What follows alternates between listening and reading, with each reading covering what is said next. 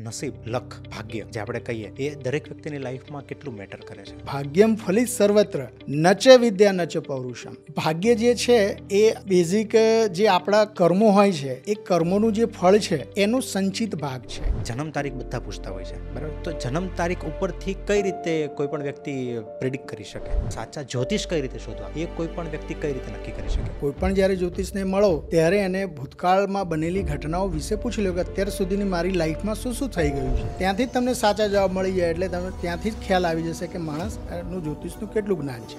વાસ્તુશાસ્ત્ર શું છે? સમજો કે આજે તમારા નસીબમાં 1 લાખ રૂપિયા મળવાના છે, એ તમને મળી ગયા. હવે એ 1 લાખ રૂપિયા તમારી પાસે જે આવ્યા છે, જો એ તમારા ઘરમાં બચે નહીં, કોઈ બીમારીમાં વપરાઈ જાય, કોઈ ચોરાઈ જાય, લૂંટાઈ જાય, તમે કોઈને મદદ કરી છે પાછા નથી આવતા, નુકસાન થઈ જાય છે, ત્યાં વાસ્તુશાસ્ત્રનો નિયમ કામ કરે છે. 80-20 પ્રિન્સિપલ એવું છે કે તમારી 80% સફળતા ખાલી 20% એફર્ટથી આવે છે. એટલે હોશિયાર માણસો ખાલી 20% જ મહેનત કરે.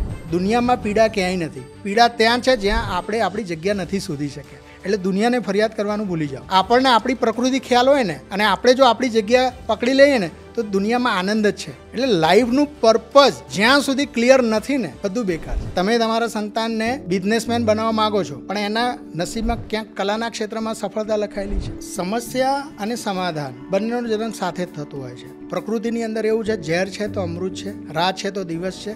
જ્યારે બે વ્યક્તિ છે, બરાબર, એ એકબીજાને પસંદ કરે છે, દિલથી મેચ થઈ ગયા છે, તો કુંડળી મેચ કરવાની શું જરૂર છે? આગળ વધીએ પહેલાં ચેનલને સબસ્ક્રાઇબ કરી લો, એટલે અમે તમારા માટે આવા જ ઇન્સાઇટફુલ પોડકાસ્ટ અને વધારે સારામાં સારા ગેસ્ટ લાવી શકીએ. અને આખા પોડકાસ્ટનો ઓડિયો એક્સપિરિયન્સ સ્પોટીફાઈ ઉપર અવેલેબલ છે, જ્યાં તમે અમને ફોલો કરી શકો છો. Enjoy the show.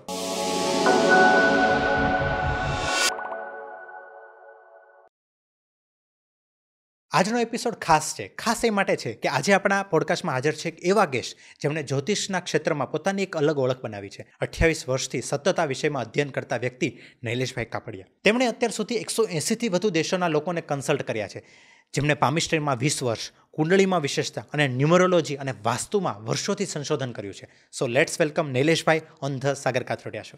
Naileshbhai, welcome to the show. Thank you. કેમ છો? એકચ્યુઅલી આજે જે આપણો પોડકાસ્ટ છે ને એસ્ટ્રોલોજી ઉપર, બરાબર, એ અમારો અમે લગભગ મને યાદ નથી પણ 40 to 45 પોડકાસ્ટ કર્યા છે. એમાં પહેલી વાર અમે આ ટોપિક ઉપર પોડકાસ્ટ કરી રહ્યા છીએ. બહુ સરસ. ઘણી વાર પ્લાન કરી રહ્યા હતા. ઘણા લોકોની કમેન્ટ્સ આવે છે કે જ્યોતિષશાસ્ત્ર, એસ્ટ્રોલોજી, જે વાસ્તુ છે, બરાબર, કે આ બધા ઉપર પોડકાસ્ટ બનાવો, અને ઘણા બધી પ્લાન બી કરતા હતા. પણ આજે તમારી સાથે સેટ થયું છે તો થેન્ક યુ. કરીએ શરૂ આપણે? બિલકુલ. ભગવાન ગણેશનું નામ લઈને શરૂઆત કરીએ. પ્લીઝ.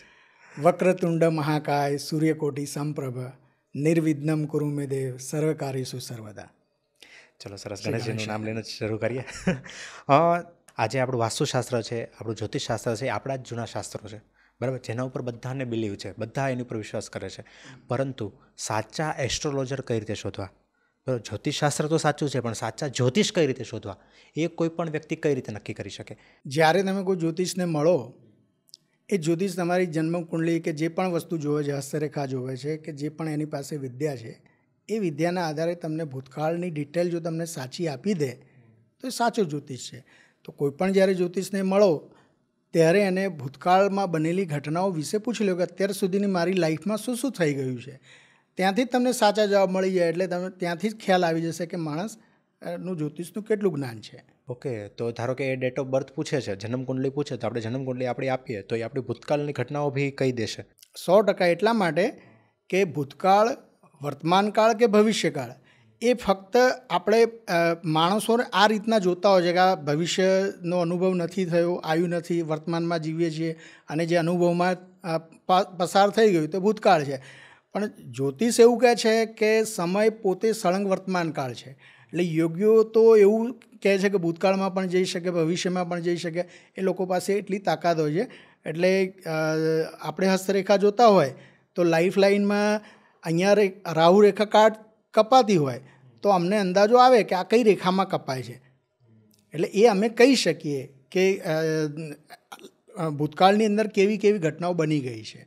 એટલે આપણે 100% કહી શકીએ કોઈ પણ જ્યોતિષને મળો ત્યારે કે એમની હિસ્ટ્રીમાં ભૂતકાળમાં કઈ કઈ ઘટનાઓ બની ગઈ છે એ જો તમને સાચી માહિતી આપે તો પછી એ સાચો એસ્ટ્રોલોજી એવું માની શકો તમે. ઓકે, તો પછી તમે તમારા ભવિષ્ય વિશે એને પૂછી શકો. હા, કારણ કે ભૂતકાળની વાતો સાચી પડે તો ભવિષ્યની, અને જેટલું જ કોન્ફિડન્ટથી એ ભૂતકાળ જોઈ શકે એટલા જ કોન્ફિડન્ટથી ભવિષ્યકાળ પણ જોઈ શકે અને વર્તમાન પણ જોઈ શકે.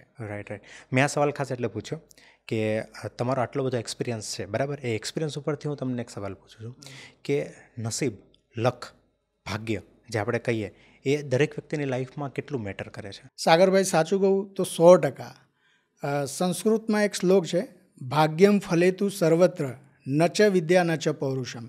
એટલે કે બધી જ વાતમાં ભાગ્યની જીત થાય છે, વિદ્યા કે પુરુષાર્થની નહીં. આમ જોવા જઈએ તો આપણી જે મહેનત છે, કર્મનો વિરોધ આમાં લાગે, પણ હકીકતમાં તમે જો કે બંને વ્યક્તિ જ્યારે મહેનત કરતા હોય પણ જીત તો કોઈ એકના ભાગે આવતી હોય છે. એટલે જ કહ્યું છે કે ભાગ્યમ ફલિત સર્વત્ર, બધી જ વાતમાં બધી જ જગ્યાએ ભાગ્યની જીત થાય છે. ન ચ વિદ્યા ન ચ પૌરુષમ, એટલે વિદ્યા અને પુરુષાર્થની નહીં. એટલે વિદ્યા અને પુરુષાર્થ હોય પણ જો ભાગ્યની બલિહારી ના હોય તો એ સાથ મળવો મુશ્કેલ છે. એટલે ભાગ્ય અને લક 100% હોય છે. હવે એ ભાગ્ય અને લક તો આ એવી વસ્તુ છે કે જે ડિસાઇડેડ હોય છે, બરાબર? કે કોના નસીબ સારા છે ને કોના નથી.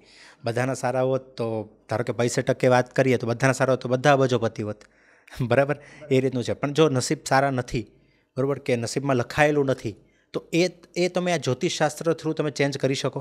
ભાગ્ય જે છે એ બેઝિક જે આપણા કર્મો હોય છે એ કર્મોનું જે ફળ છે એનું સંચિત ભાગ છે.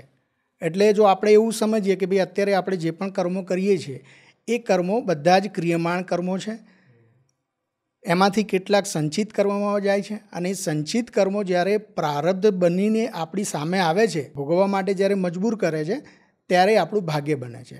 એટલે કે આપણે જે પણ કંઈ કર્મો કરી છે, ક્રિયમાણ કર્મો એટલે કે આપણને તરસ લાગી અને પાણી પીધું તો તરસ छिपाઈ ગઈ, તો તરત જ એ કર્મ ફળ આપીને શાંત થઈ ગયું. પણ કેટલાક કર્મો એવા છે જે તરત ફળ આપી શકતા નથી, એ આપણા સંચિત કર્મમાં જમા થાય છે.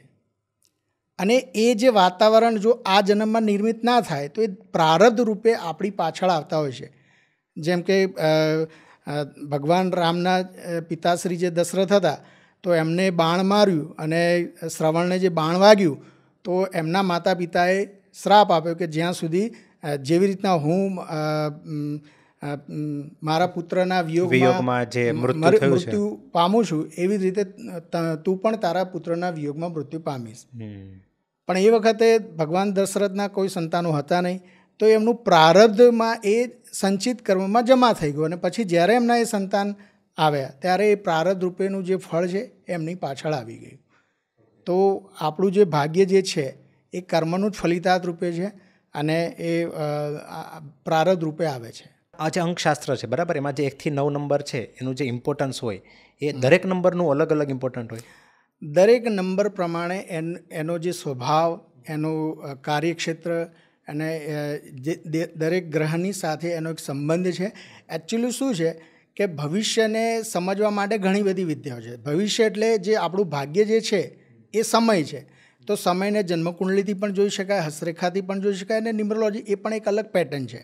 તો જ્યારે કોઈ વ્યક્તિ જે નંબરમાં જન્મ લેતો હોય તો એ જે તે ગ્રહના નંબર સાથે સંકળાયેલો છે, અને અનુભવથી આ સિદ્ધ થયું છે કે તે ગ્રહની એના પર ઇફેક્ટ આવે છે. એટલે એનો સ્વભાવ, વલણ, કાર્યક્ષમતા, ગુણ દોષ, વીકનેસ, આ બધું આપણે જન્મ તારીખ ઉપરથી આસાનીથી પકડી શકતા હોઈએ. ઓકે, એ કોઈ પણ વ્યક્તિ છે એ પોતાનો નંબર કઈ રીતે ડિસાઇડ કરી શકે? પોતાનો નંબર સમજો કે આપણે મૂળાંક જે મૂળ અંકો જે છે 1 થી 9 નંબર છે. એટલે કે જે પણ વ્યક્તિ 1, 10, 19 અને 28 તારીખમાં જન્મ્યા હોય, ચાહે પછી ગમે તે મહિનામાં જન્મેલા હોય, પણ એનો મૂળાંક 1 કહેવાય. 2, 11, 20 અને 29 તારીખમાં જન્મેલા હોય તો એનો મૂળાંક 2 કહેવાય. 3, 12, 21 અને 30 તારીખમાં જન્મેલા હોય તો એનો મૂળાંક 3 કહેવાય. 3, 12, 21 અને 30. એટલે કોઈ પણ જે ડેટ છે એનો સમ કરવાનો. હા, એનું ટોટલ 12 એટલે 1 + 2, એટલે એનું ટોટલ થયું 3 નંબર. 2 + 1 એટલે ટોટલ. હા, એટલે 3 નંબરનો સંબંધ ગુરુ સાથે છે. ઓકે, તો એમાં એનો મંથ અને યર ભી એડ કરવાના કે? 2 પ્રકારના નંબર આમાં નીકળતા હોય છે. એક જન્માંક, જેમાં કેલેન્ડરની ડે આપણે યુઝ કરીએ છીએ 1 થી 30 કે 31 તારીખ સુધીમાં જન્મેલા વ્યક્તિઓ, જેમાં ખાલી ડેટ જ યુઝ કરીએ. જેમાં ખાલી ડેટ. પછી જન્મની તારીખ, જન્મનો મહિનો અને જન્મનું વર્ષ. આ ત્રણેયનું આપણે ટોટલ કરીએ એ ટોટલ આપણું ભાગ્યાંક થઈ જાય. અત્યારે નવી ટર્મમાં લોકો કહેતા હોય છે ડ્રાઈવર કંડક્ટર, એટલે કે મૂળાંક જે હોય જે કેલેન્ડરનો ડે એને ડ્રાઈવર કહેતા હોય છે, અને ડેટ, મંથ અને જન્મનું યર્સ આ ત્રણેયનું ટોટલ કરતાં જે મૂળાંક નીકળે એને કંડક્ટર કહેતા હોય અને ભાગ્યાંક કહેતા હોય. ભાગ્યાંક. હા, ઓકે, એટલે આના ઉપરથી નક્કી થતું હોય છે. 100%. ઓકે, તો તમે મને નંબર વાઇઝ આપણે જઈ શકીએ કે નંબર વાઇઝ તમે મને કહી શકો? થોડુંક શોર્ટમાં આપણે બ્રીફ કરીશું, બરાબર, કે 1થી લઈને 9 નંબર સુધી કયા નંબરનું શું મહત્ત્વ છે? કોઈપણ વ્યક્તિ 1, 10, 19 અને 28 તારીખમાં જન્મેલા હોય તો એનો મૂળાંક 1 થાય, જે સૂર્યનો નંબર છે. આ રાજાનો નંબર કહેવાય છે. લીડરશિપ ક્વોલિટી આવા લોકોમાં હોય છે. પાયોનિયર હોય છે. કોઈપણ કામની શરૂઆત કરવામાં આ લોકો બહુ એગ્રેસિવ હોય છે. અને તમે જોજો કે ઘણીવાર તમે જોયું હશે કે સ્કૂલ અને એક્ઝામમાં જ્યારે રિઝલ્ટ આવે અને કોઈ વ્યક્તિ ટોપમાં આવે અને તમને જાણીને આશ્ચર્ય થાય કે આ વ્યક્તિને તો આપણે ક્યારેય જોયો નથી. તમે ગલી મોહલ્લામાં કે આવી રીતના રોડ ઉપર, ચોરાહા પર કે પાનના ગલ્લે જોયું નથી. પણ એ 1 નંબરની વ્યક્તિ શું કરતી હોય છે? પોતાની શક્તિનો સંચય કરીને એક જગ્યાએ બેઠેલી હોય છે અને એના લક્ષ્ય તરફ આગળ વધતી હોય છે. એટલે આવા લોકો લીડરશિપ ક્વોલિટી ધરાવે છે, ખૂબ જ મહેનત કરનારા હોય છે, રાજનીતિમાં સફળ થઈ શકે. આવા વ્યક્તિઓ કોઈપણ જોબમાં કે કામમાં એનું જે ટોપ ક્ષેત્ર હોય છે એમાં જનારા હોય છે. એવી રીતના 2, 11, 20 અને 29 તારીખમાં જે લોકો જન્મેલા હોય એનો મૂળાંક 2 થાય છે. ચંદ્રમા છે. ચંદ્રમાનો સંબંધ મન સાથે છે. એટલે આવા લોકો ઇમોશનલ, ભાવુક, બીજાની મદદ કરનારા, હેલ્પ કરનારા હોય છે. એમના મૂડ થોડા સ્વિંગ થતા હોય છે. પણ રોયલ નંબર છે. રોયલ નંબર 1 નંબર રાજાનો, 2 નંબર રાનીનો અને 5 નંબર રાજકુમારનો. આને હું રોયલ નંબર માનું છું. એટલે જીવનમાં બહુ મોટી સફળતા માટે આ નંબર હોય છે. 1 નંબર, 2 નંબર અને 5 નંબર. ઘણા બધા દરેક નંબરનો પોતાનો એરિયા છે. જેમ કે 3, 12, 21, 30 તારીખમાં જે લોકો જન્મેલા હોય એનો મૂળાંક નંબર 3 થાય. ગુરુનો છે, નોલેજનો છે, વિઝડમ છે આ લોકો પાસે. કારણ કે બૃહસ્પતિ જે છે એમનું સ્થાન મંત્રી તરીકે છે. એટલે રાજાને, જેમ કે આ બધા જ નંબરો છે એક રાજ દરબારનું રૂપ છે. 1 નંબર રાજા છે, 2 નંબર રાની છે, 3 નંબર બૃહસ્પતિ એટલે દેવગુરુ છે, 4 નંબર એવી વ્યક્તિ છે જે જરૂર પડે પોતાની તાકાતનો ઉપયોગ કરીને રાજાની પાસે કામ કરાવી શકે, એને દબંગ નંબર કહે છે. 5 નંબર જે છે એ રાજકુમાર છે. 6 નંબર શુક્ર દાનવગુરુ છે. 7 નંબર કેતુ છે, એ જાસૂસ છે. 8 નંબર શનિ ન્યાયાધીશ છે.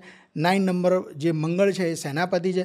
તો રાજાનો જે દરબાર છે એ જ નંબરોથી આપણે એમની ગુણ અને ક્ષમતા જોવાની. તો આપણે 3 નંબર પર હતા કે 3, 12, 21, 30 તારીખમાં જન્મેલા લોકો નોલેજ, જ્ઞાન અને વિઝડમ સાથે આગળ વધતા હતા. જેમ કે ઇન્દિરા ગાંધીનું જો તમે આખી તારીખનું ટોટલ તમે જુઓ તો 3 નંબર હતું. તો એ વખતે એમણે જે નિર્ણયો લીધેલા, અત્યારે પણ એવું કહેવાય કે પોલિટિક્સનો મરજ કહેવાય એમ. તો એ લોકો પોતાની જ્ઞાન અને નોલેજ, વિઝડમ આના આધારે આગળ વધતા હોય છે. એવી રીતના 4 નંબર જે છે, 4, 13, 22 અને 31 તારીખમાં જન્મેલા લોકો જે છે એ બાગી હોય છે. આમ કેવા ક્રાંતિકારી. એટલે કોઈપણ પરંપરા ચાલી આવતી હોય ને, જ્યારે એમાં અન્યાય થતો હોય એટલે આ લોકો એનો વિરોધ કરનારા હોય છે. એટલે આવા લોકો પોતાની મહેનત, બુદ્ધિશક્તિથી બહુ જ આગળ વધનારા હોય છે અને લગભગ ક્રાંતિકારી નેચર હોય છે. એટલે જૂની પરંપરાને તોડીને આગળ વધવા માંગતા હોય છે. શિસ્તમાં ખૂબ માનતા હોય છે. 5 નંબર છે. 5, 14 અને 23 તારીખમાં જે લોકો જન્મેલા હોય એનો મૂળાંક 5 એટલે કે બુધ બને છે. એટલે આવા લોકો બહુ સોફ્ટ સ્પોકન હોય છે.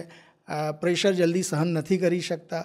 દેખાવમાં સુંદર હોય છે, બોલવામાં સુંદર હોય છે અને જીવનમાં લગભગ સુખ અને સુવિધાઓ આરામથી ઇઝીલી મળી જતી હોય છે. શોર્ટકટમાં માને છે અને વધુ મહેનત કર્યા વગર પણ આ લોકો સફળ થઈ જતા હોય છે. એવી રીતના 6, 15 અને 24 તારીખમાં જે લોકો જન્મેલા છે એ શુક્રના પ્રધાનમાં આવે છે. આઈ થિંક તમારી જન્મનો નંબર પણ 6 છે. એટલે શુક્ર હોય એટલે જ્યાં લક્ઝરી હોય, જ્યાં પૈસો હોય, જ્યાં કમ્ફર્ટ હોય, કલા, આર્ટ, સંગીત આ બધું જે છે એ એમને ગમે. મિત્ર તરીકે આ લોકો બહુ સારા. ઘર પરિવારની જિમ્મેદારી, જવાબદારી આ લોકો બહુ સારી રીતે વહન કરતા હોય છે. જ્યારે કોઈ પણ સાથે મિત્રતા એકવાર બને તો પછી એ ઠેક સુધી નિભાવનારા હોય છે. અને લક્ઝરીઝ નંબર છે. આવા લોકોને જીવનની અંદર લક્ઝરી, પૈસો, સુખ, સમૃદ્ધિ, પ્રેમ આ બધું આસાનીથી ઇઝીલી મળી જતું હોય છે. 7 નંબર જે છે, 7 તારીખ એટલે કે કોઈપણ મહિનાની 7, 16 અને 25 તારીખમાં જન્મેલા લોકો કેતુના પ્રભાવમાં આવતા હોય છે. રિસર્ચનો નંબર છે. હિડન નંબર તરીકે એટલે કે જાસૂસ તરીકે બહુ સારું કામ કરી શકે. રહસ્યમય પ્રકૃતિ એમની હોય છે. રિસર્ચમાં માને છે.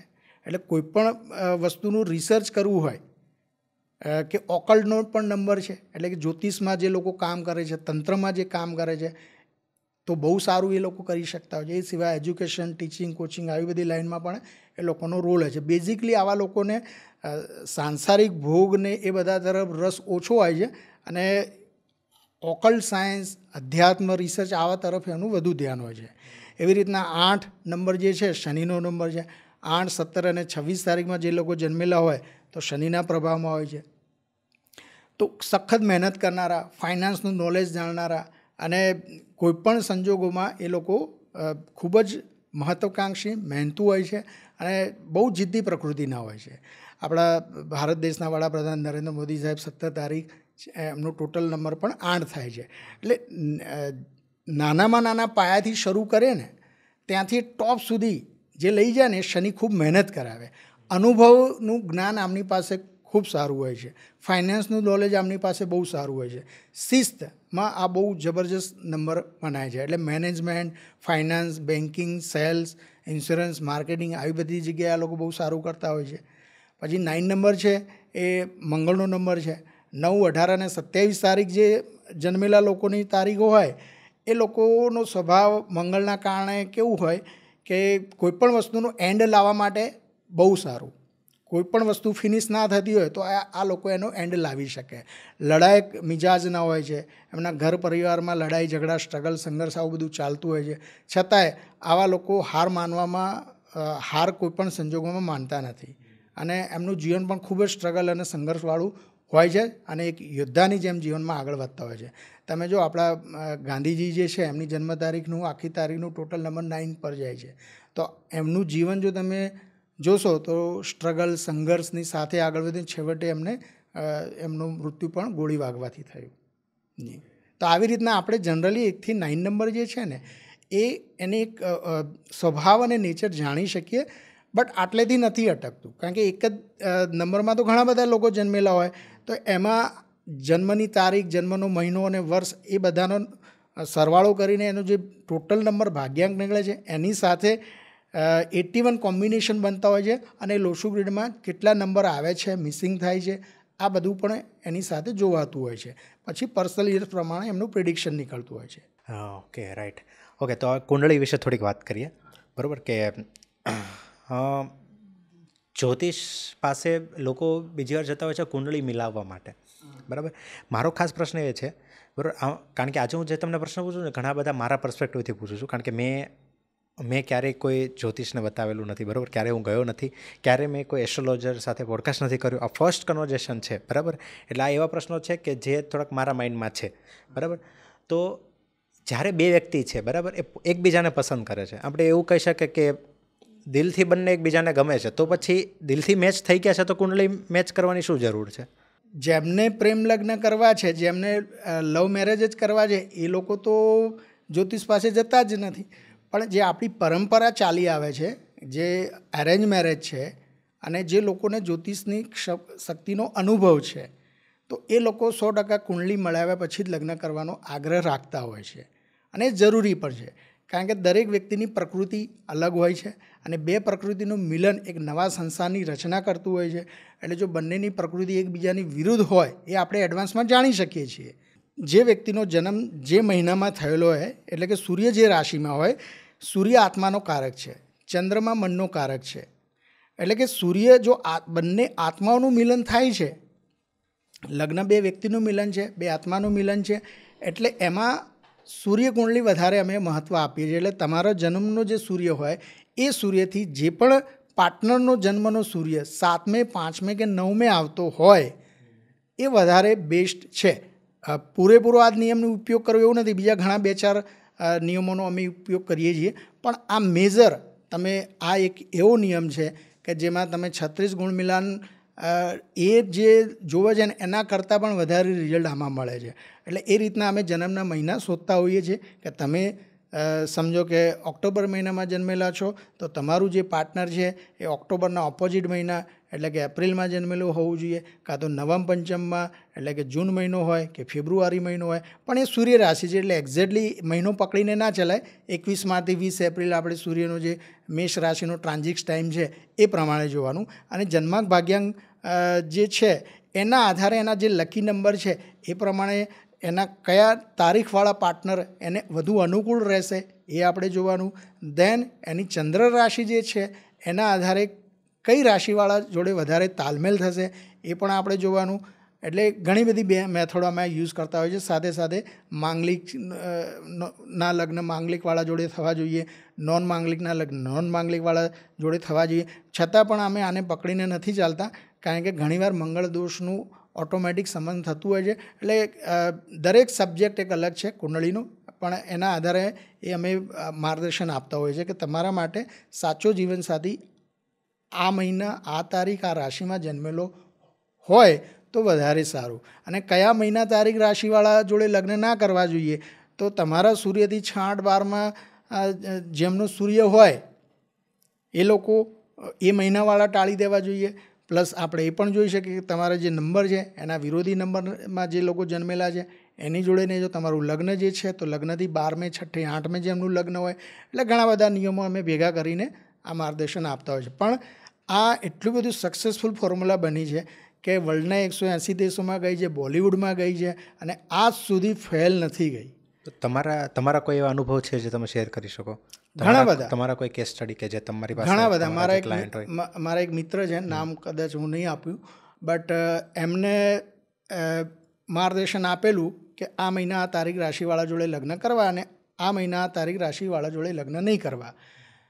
પણ કહેવાય છે ને કે ભાગ્ય 2 ડગલા ઘણીવાર આગળ હોય અને એના નસીબમાં ખોટું ડિસિઝન લેવાનું હતું, એની હૃદયરેખા પણ ડાઉનફોલ થઈને શત્રુ મંગળના સ્થાનમાં આવતી હતી. એ વ્યક્તિ લગ્નમાં કોઈ લગ્નમાં જાય છે, કોઈ છોકરીના પરિચયમાં આવે છે. હવે મેં જે મહિના તારીખ રાશિવાળા જોડે લગ્ન ન કરવા જે સલાહ આપેલી એ જ છોકરી એના પરિચયમાં આવે છે અને પ્રેમ થાય એટલે પછી માણસ એમાં ખેંચાય અને પછી એને જ્યોતિષ કે મિત્રોને આ બધું સાઈડમાં કરીને એની જોડે લગ્ન કરે. દેન મારું નેક્સ્ટ પ્રિડિક્શન હતું કે વર્ષ 27 પહેલાં લગ્ન બ્રેક થશે અને એ લગ્ન 4 વર્ષ જ ચાલ્યું અને એ છોકરીએ સુસાઇડ કરી લીધું. તો આવા ઘણા બધા અનુભવો છે. એ સિવાય હું તમને એક એક્ઝામ્પલ આપું. એક ગુજરાતી ઇન્ડસ્ટ્રીના એક કલાકાર છે, નામ છે, અને ગુજરાતી ફિલ્મનું શૂટિંગ માટે અમારા ગામ એટલે કે અમારા શહેર મહેસાણામાં આવેલા. અને મને આવું હસ્તરેખાનું કલેક્શનનો શોખ હતો, એટલે એમની હસ્તરેખા અને જન્મકુંડલી માટે એમની મુલાકાતે ગયેલો. મારું કામ બતાવ્યું એમના માણસને, એમનું પણ થોડું જ્યોતિષ જેવું ખુશ થયા અને પછી એમને ફાઇલ ત્યાં સુધી પહોંચાડી. પછી એમને મને ટાઈમ આપ્યો શૂટિંગ પતે એટલે તમે મળો. એ વખતે મેં એ મુલાકાત થઈ, 10 મિનિટ માટે મુલાકાત આપી હતી, 45 મિનિટ મુલાકાત ચાલી.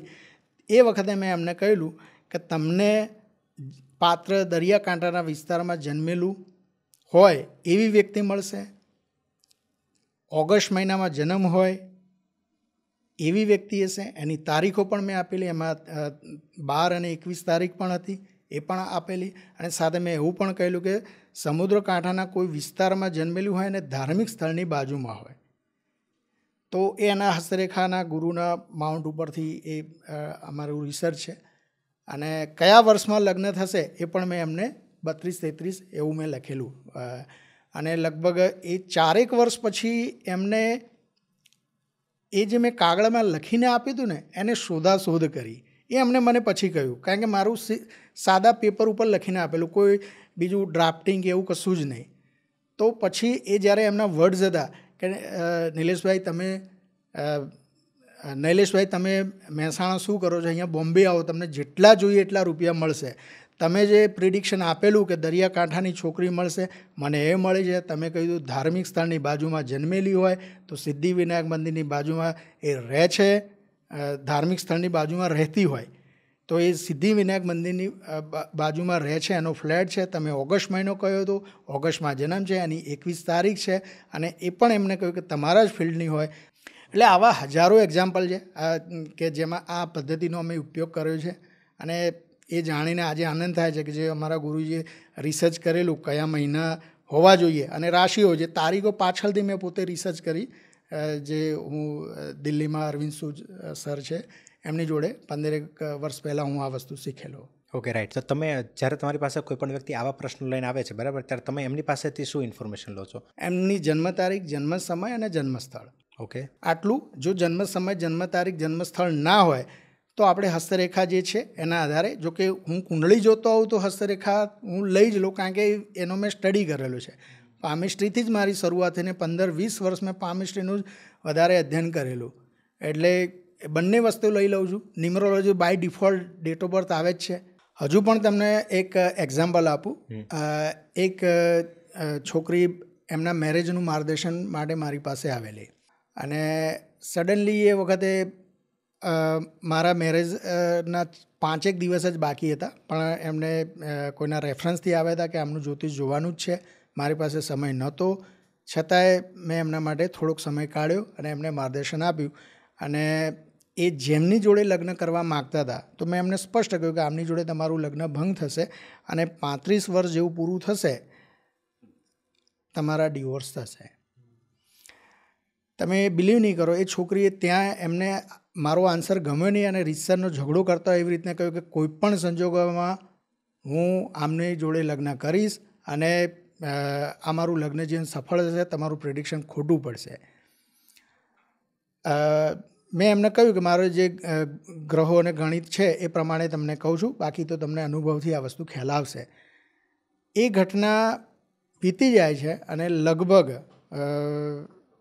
10 વર્ષ થઈ જાય છે. અચાનક એક કોઈ છોકરીનો ફોન આવે છે, એ જ હતા બેન, અને એમને કહ્યું કે યાદ છે સર કે તમે આજથી 10 વર્ષ પહેલાં આવું પ્રેડિક્શન મારા માટે આપેલું.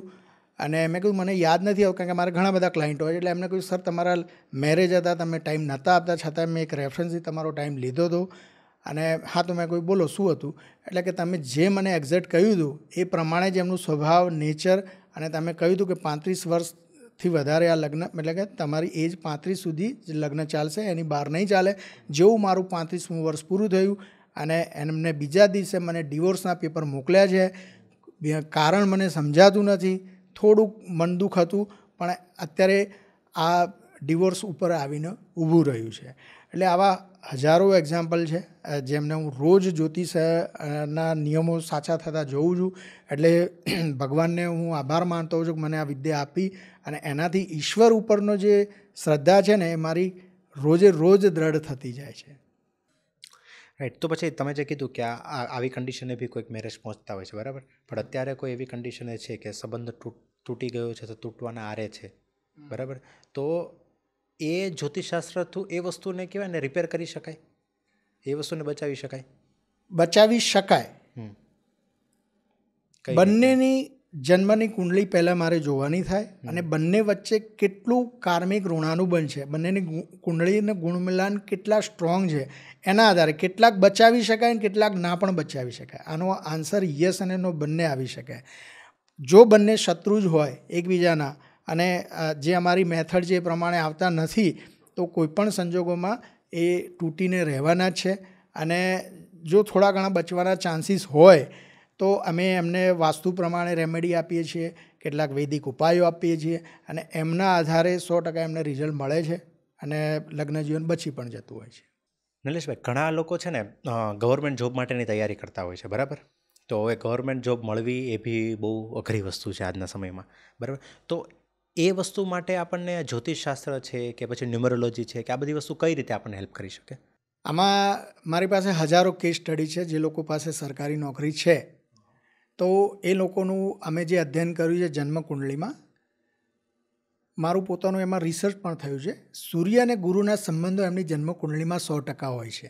સૂર્ય અને ગુરુ જો કેન્દ્ર યોગ બનાવે, યોગ એટલે કે યુતિ હોય, પ્રતિયુતિ હોય, કે રાશિ પરિવર્તન થયું હોય, કે નક્ષત્ર પણ સેમ એમનું આવતું હોય, એની સાથે 9મો ભાવ અને 10મા ભાવ સાથે પણ સૂર્ય ગુરુનો સંબંધ હોવો જરૂરી છે. જો આ એમની કુંડળીમાં હોય, અષ્ટક વર્ગના બિંદુઓ પણ 10મ ભાવમાં લગ્નમાં વધારે સ્ટ્રોંગ હોય, તો એવા લોકોને સરકારી નોકરી કરતા અમે જોયા છે. અને મંગળ પણ સારો હોવો જોઈએ, જેથી કોમ્પિટિશન એક્ઝામ પણ એ લોકો સારી રીતે પાસ કરી શકે. હસ્તરેખા અમે જે એમની જોઈ છે એ પ્રમાણે હથેળી ચોરસ કે પછી લંબચોરસ હોય, આંગળીઓ ટૂંકી હોવી જોઈએ, ગંઠાયેલી આંગળીઓ હોય, સૂર્ય અને ગુરુ અને સૂર્ય આ બંને પર્વતો સારા હોય, દેન એમની ભાગ્યરેખા જો લાઇફલાઇનમાંથી નીકળતી હોય તો ક્લાસ 1 કે ક્લાસ 2 અધિકારી બને, અને જો ચંદ્ર પરથી નીકળતી હોય તો ક્લાસ 3 સુધી કે ક્લાસ પછી પ્રમોશન લઈને આગળ વધતા જોવા મળ્યા છે.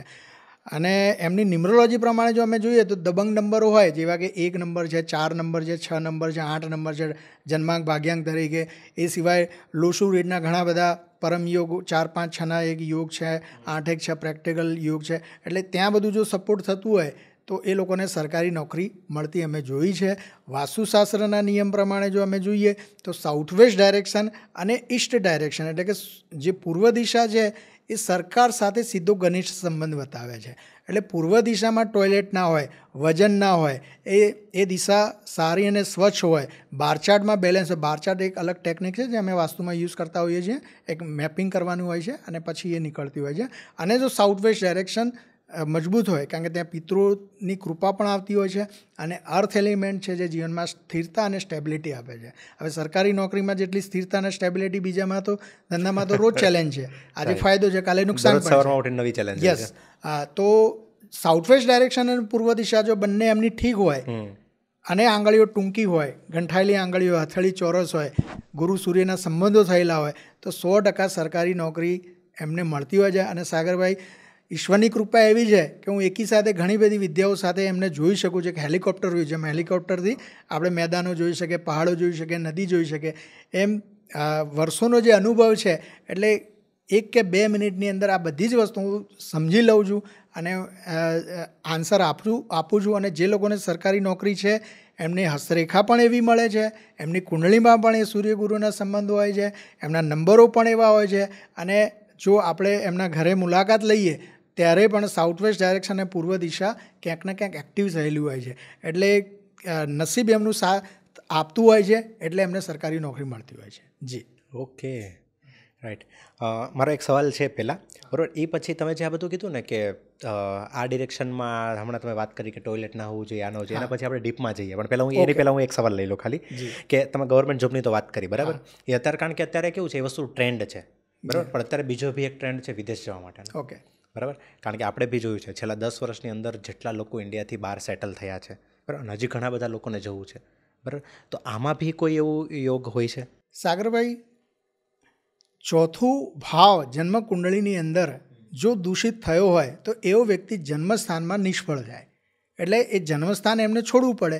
અને વિદેશ જવા માટે જે છે એ જન્મ કુંડળીમાં 9મો ભાવ, આમ તો 3જો ભાવ નાની યાત્રા બતાવે છે, 9મો ભાવ લાંબી યાત્રા બતાવે છે, વિદેશ બતાવે છે, અને 12મો ભાવ અજાણી જગ્યા બતાવે છે. જન્મ કુંડળીમાં 3જો ભાવ, 9મો ભાવ અને 12મા ભાવના સ્વામીનો જો સંબંધ કોઈ પણ રીતે થયો હોય, ચોથું સ્થાન દૂષિત હોય, તો 100% વિદેશ જવાના યોગ બને.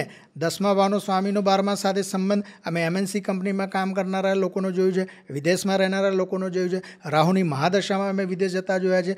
લગ્નેશ અને 3જા ભાવના સ્વામીના સંબંધો ઘણીવાર અમને કુંડલીમાં મળ્યા છે. પણ ચોથો ભાવ દૂષિત હોય તો વિદેશ જાય, ચોથો ભાવ દૂષિત ન હોય તો અહીંયા બેઠા બેઠા MNC એટલે કે મલ્ટીનેશનલ કંપનીમાં કામ કરે. છતાં પણ 3જા, 9મા, 12મા ભાવની જે દશા મહાદશા આવે ત્યારે જવાના ચાન્સીસ ઊભા થતા હોય છે. રાહુની મહાદશા પણ એ વિદેશ લઈ જતી હોય છે. તો હસ્તરેખાના નિયમ પ્રમાણે જોઈએ તો અહીંયા જે ટ્રાવેલ લાઈનો હોય છે એ ખૂબ બધી ભાગ્યરેખા તરફ આકર્ષાતી હોય તો એમનું આકર્ષણ વિદેશ તરફ હોય. અહીંયા પણ એક અલગ પેટર્ન બનતી હોય છે વલયોની. જેટલા વલયો વધુ એટલો માણસ વધારે ટ્રાવેલ કરવાની ઈચ્છા ધરાવતો હોય. અને ટ્રાવેલ લાઈનો એના હાથમાં હોય છે કે લાઈફ લાઈન પણ ઘણીવાર ચંદ્રના માઉન્ટ તરફ જતી હોય છે. જો લાઈફ લાઈન, આમ તો આયુષ્યરેખાનું મૂળ શુક્ર તરફ જવું જોઈએ. જો એ જાય તો જન્મસ્થાન અને મૃત્યુસ્થાન એક જ બને. પણ જો આયુષ્યરેખા જેમ જેમ શુક્રના મૂળથી દૂર ચંદ્ર તરફ જાય એમ જન્મસ્થાનથી દૂર એમનો ભાગ્યોદય થતો હોય અને મૃત્યુ પણ ત્યાં થતું હોય. જેમ કે ઓશો રજનીશ છે, એમનું જે શુક્રના મૂળમાં આવતી હતી ભાગ્યરેખા, એટલે અમેરિકા છોડીને પાછા આવવું પડ્યું. એટલે માણસ વિદેશ જશે પણ એ પાછો આવશે કે નહીં, કે પછી ત્યાં જ એનું મૃત્યુ થશે, એ પણ આપણે પ્રેડિક્ટ કરી શકતા હોય છે. લોસુગ્રી પ્રમાણે, ન્યુમરોલોજી પ્રમાણે આપણે જોઈએ તો નંબર 5 અને 6 આ ટ્રાવેલના નંબરો છે. એટલે એ લોકો ટ્રાવેલ કરતા હોય છે. એટલે 5, 14, 23 તારીખે જન્મ્યા હોય, 6, 15, 24 તારીખે જન્મ્યા હોય, કે લોસુગ્રીમાં નંબર 5 અને 6 હોય, આપણે એવું ના કહી શકીએ કે એમની પાસે 5 અને 6 નંબર નથી એટલે ટ્રાવેલ ના કરી શકે. ઘણા બધા નંબરવાળા પણ ટ્રાવેલ કરતા હોય છે, પણ એમના પર્પઝ અલગ હોય છે. 5 અને 6 નંબર હોય તો એમનું ટ્રાવેલ હેપીનેસ, એન્જોયમેન્ટ, પ્રકૃતિ, નેચરને જોવાનું, વેકેશન, ફેમિલી પ્લાનિંગ, વેકેશન કરવું છે, એના માટે હોય છે. પણ બીજા બધા નંબરો જેમ કે કંપની કોઈ ટાર્ગેટ આપે છે, કોઈ મિશનથી નીકળ્યા છે, કોઈ ફરજ રૂપે, જોબના ફરજ રૂપે એમને જવું પડે છે, એ લાઈફને એન્જોય નથી કરે, એમનો ડ્યુટીનો પાર્ટ છે એટલે જાય છે. પણ એવા લોકોના હાથમાં ટ્રાવેલ લાઈનો તો હોય છે જ, અને એમની કુંડળીમાં પણ 3, 9 અને 12મા ભાવના સ્વામીના સંબંધો, 4થો ભાવનું દૂષિત થવું અને 12મા ભાવની મહાદશા, અંતરદશા આ હોય છે. રાહુની મહાદશા કે અંતરદશા 100% હોય છે. અને જ્યારે અમે એકી સાથે આ બધું જોઈએ છે ને, ત્યારે અમને ઈશ્વર ઉપર જે શ્રદ્ધા છે ને અમારી 100% વધી જતી હોય છે. જી, રાઈટ. મેં જ્યારે 2 ક્વેશ્ચન પૂછ્યા ત્યારે તમે બંનેમાં હસ્તરેખાની વાત કરી, બરાબર? તો મારે એક એ સવાલ પૂછવો છે કે એમાં કયો હાથ જોવામાં આવે, જમણો હાથ જોવામાં આવે કે ડાબો હાથ જોવામાં આવે? જે તમારો એક્ટિવ હેન્ડ છે, રાઈટ હેન્ડ અને એક્ટિવ હેન્ડ, એટલે જનરલી આપણે જમણા હાથને, આપણી પ્રથા પ્રમાણે આપણે જમણા હાથનો વધુ ઉપયોગ કરતા, પણ એકચ્યુઅલી તમારો જે એક્ટિવ હેન્ડ છે ને એ જ જોવાનું હોય.